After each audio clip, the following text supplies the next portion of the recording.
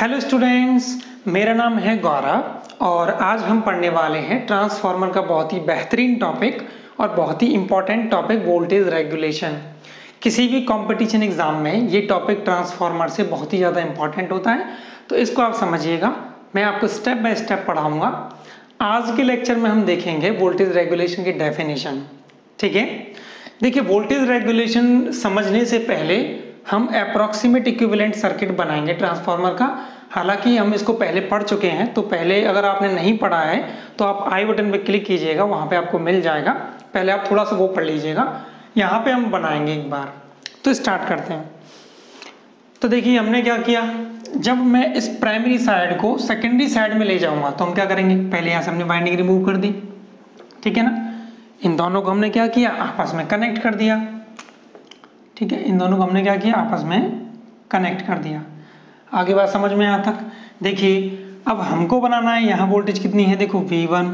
जब इसको हम सेकेंडरी साइड ले जाएंगे तो ये हो जाएगी V1 डैश, ये R1 डैश, ये JX1 डैश, ये RC डैश और ये JXM डैश। अब हम क्या करने वाले हैं, देखो इस पैरेलल ब्रांच को हम क्या कर देते हैं, इसको भी यहाँ से हटा देते हैं। इसको हमने नेग्लिजिबल मान के हटा दिया था अप्रॉक्सीमेट इक्विवेलेंट सर्किट में। ठीक है, तो अब हमारा ये इक्विवेलेंट सर्किट बना किस केस में, इसको हम क्या बोलते हैं, इसको हम बोलते हैं अप्रॉक्सीमेट इक्विवेलेंट सर्किट। ठीक है ना, ये हम पहले पढ़ चुके हैं। अब देखिए तो फाइनली सर्किट मेरा ये बचा। हम क्या करते हैं, अभी R1 डैश और R2 इन दोनों को ऐड कर देंगे और X1 डैश और X2 इन दोनों को हम ऐड कर देंगे। ठीक है, तो देखो सर्किट फिर मेरा कैसा बनेगा उस टाइम पे जब हम इन दोनों को ऐड करने वाले हैं। तो सर्किट बचा, यहां देखिए एक रेजिस्टेंस और एक रिएक्टेंस और कनेक्ट हो जाएगा इसके साथ में एक लोड।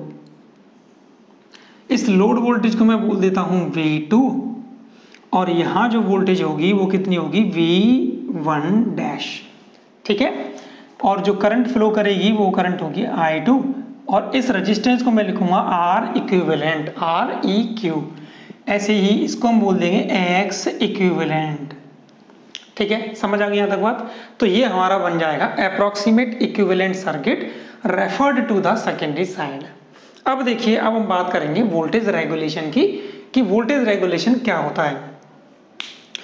पहले आप ये समझिएगा, देखिए अगर मैं यहां से अगर लोड को डिस्कनेक्ट कर दूं, ठीक है, तो सेकेंडरी टर्मिनल या फिर बोल सकते हैं लोड टर्मिनल, एक ही बात है। तो सेकेंडरी टर्मिनल पर नो लोड के केस में वोल्टेज क्या होगी, तो देखो चूंकि हमने ओपन कर दिया है तो कोई भी I2 करंट नहीं होगी।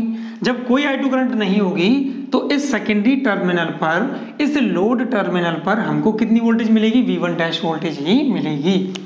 तो अगर मुझको लिखना हो तो हम इसको लिख देते हैं V20। V20 का मतलब क्या है, सेकेंडरी टर्मिनल पर नो लोड के केस में वोल्टेज। ठीक है, V2 नॉट कितना निकला, ये निकला V1 डैश। ठीक है, तो क्या निकला ये, इसको हम क्या बोलेंगे, इसको हम बोलेंगे no load secondary terminal voltage. समझ आ गई बात यहाँ तक। चलिए अब हमने क्या किया, हमने यहाँ से लोड को, जैसे मान लीजिए की थी, तो हमने लोड को कनेक्ट कर दिया। तो अब अगर लोड को कनेक्ट कर दिया तो इसमें क्या होगा, करंट फ्लो करेगी। अगर करंट फ्लो करेगी तो यहाँ वोल्टेज का ड्रॉप होगा, तो हमको कोई वोल्टेज मिल गई V2। तो V2 वोल्टेज क्या है, V2 वोल्टेज है फुल लोड। मान लीजिए हमने अगर फुल लोड कनेक्ट किया है तो full load secondary terminal voltage. ये बात समझ आ गई। तो वोल्टेज रेगुलेशन क्या होता है, नो लोड से फुल लोड तक सेकेंडरी टर्मिनल वोल्टेज में जो भी डिफरेंस होता है उसका फुल लोड सेकेंडरी वोल्टेज के साथ अनुपात क्या कहलाता है, वोल्टेज रेगुलेशन। तो इसको अगर मुझे लिखना हो तो मैं कैसे लिखूंगा, वोल्टेज रेगुलेशन होगा नो लोड वोल्टेज, ठीक है, सेकेंडरी टर्मिनल पर। तो नो लोड वोल्टेज कितना होगा, V2 not minus full load voltage upon full load voltage V2। अब एक बार डेफिनेशन में दोबारा बोल देता हूं, रिपीट कर देता हूं।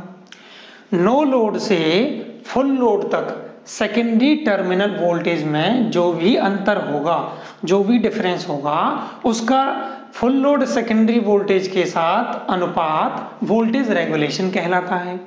कंडीशन होती है इसमें, कंडीशन क्या होगी? कंडीशन ये होगी, जो सोर्स वोल्टेज है, सोर्स वोल्टेज कितनी थी हमारी? V1 थी, तो V1 का जो मैग्नीट्यूड है वो क्या होना चाहिए? वो कांस्टेंट रहेगा, उसको हम चेंज नहीं करने वाले। दूसरा, जो लोड पावर फैक्टर होगा cos फाई, मैं बोल देता हूं cos फाई क्या है यहाँ पर? Load power factor. क्या है? Load power factor. ये भी क्या होगा? कांस्टेंट होगा। ठीक है, तो इसको हम क्या बोल देंगे? Voltage regulation. अब देखिए, कहीं कहीं आपने ये देखा होगा, सर हमने तो ये देखा है वोल्टेज रेगुलेशन बराबर V2 नॉट, मतलब no load voltage secondary terminal पर, minus V2 means full load voltage divide by no load voltage. तो देखिए दोनों ही सही हैं। इस वोल्टेज रेगुलेशन को हम बोलते हैं वोल्टेज रेगुलेशन अप, और इस वोल्टेज रेगुलेशन को हम बोलते हैं वोल्टेज रेगुलेशन डाउन।